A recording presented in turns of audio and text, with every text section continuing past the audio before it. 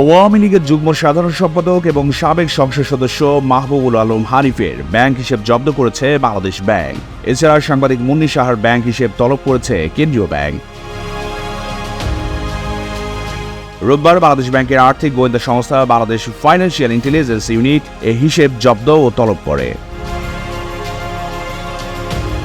হানিফের ব্যাপারে ব্যাংক ও আর্থিক প্রতিষ্ঠানগুলোকে পাঠানো এই সংক্রান্ত চিঠিতে বলা হয়েছে, হিসেব জব্দ করা ব্যক্তি ও তাদের ব্যক্তি মালিকানাধীন ব্যবসায়িক অ্যাকাউন্টের সব লেনদেন বন্ধ থাকবে।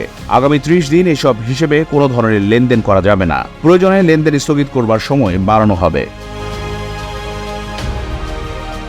মুন্নী সাহার ব্যাপারে দেশের বাণিজ্যিক ব্যাংকগুলোর কাছে আর্থিক খাতের গোয়েন্দা সংস্থার চিঠিতে বলা হয়, আপনাদের ব্যাংকে মুন্নী সাহা এবং তার সংশ্লিষ্ট ব্যক্তি ও প্রতিষ্ঠানের নামে পুরো আমানত, ঋণ, locker, credit card, foreign trade, offshore banking হিসেব থাকলে সেসব হিসেবের লেনদেনের তথ্য আগামী 7 অক্টোবরের মধ্যে BFIU-কে পাঠাতে হবে। এছাড়া হিসেব খোলার ফর্ম, টিপি, KYC, প্রোফাইল ফর্ম শুরু থেকে হাল নাগাদ লেনদেন বিবরণী ও অন্যান্য দলিলাদির তথ্য BFIU-তে পাঠাতে নির্দেশ দেওয়া হয় ওই চিঠিতে।